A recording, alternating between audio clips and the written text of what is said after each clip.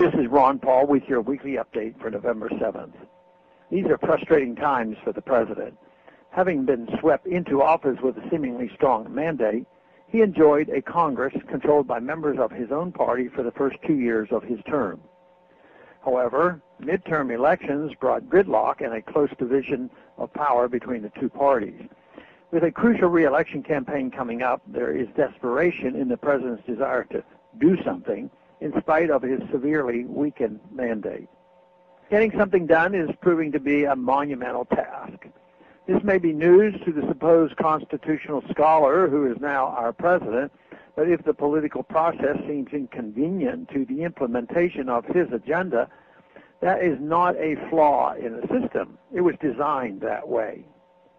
The drafters of the Constitution intended the default action of government to be inaction. Hopefully, this means actions taken by the government are necessary and proper.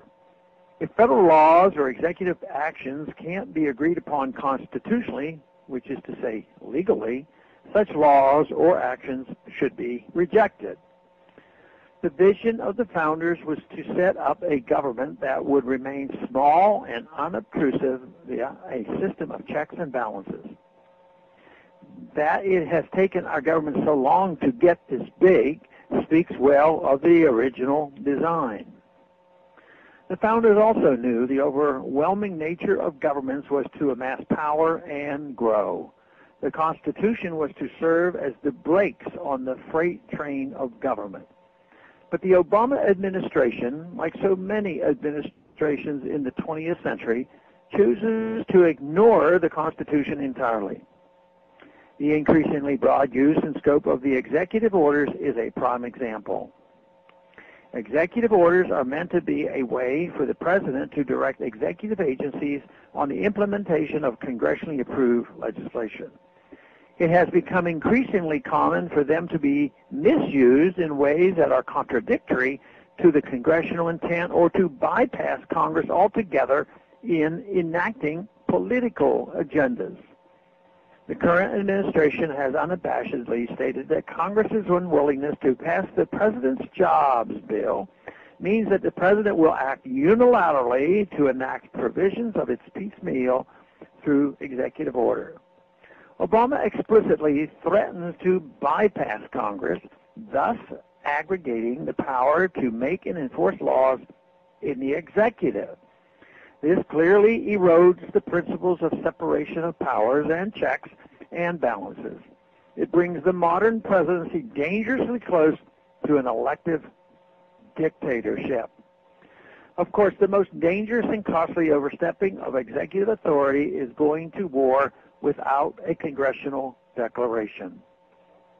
Congress has been sadly complicit in this usurpation of ceding much of its war-making authority to the executive, because it wants to avoid taking responsibility for major war decisions. But that is part of our job in Congress. If the president cannot present to Congress and the people a convincingly strong case for going to war, then perhaps we should keep the nation at peace, rather than risk our men and women's lives for ill-defined reasons. The administration certainly was not the first to behave in ways that have defied the Constitution to overstep its bounds. Sadly, previous administrations have set precedents that the current administration is only building upon. It is time for Congress to reassert itself and its constitutional role so that future administrations cannot continue on this dangerous path. Thanks for calling this update. A new update is placed on this number, 888-322-1414, every Monday.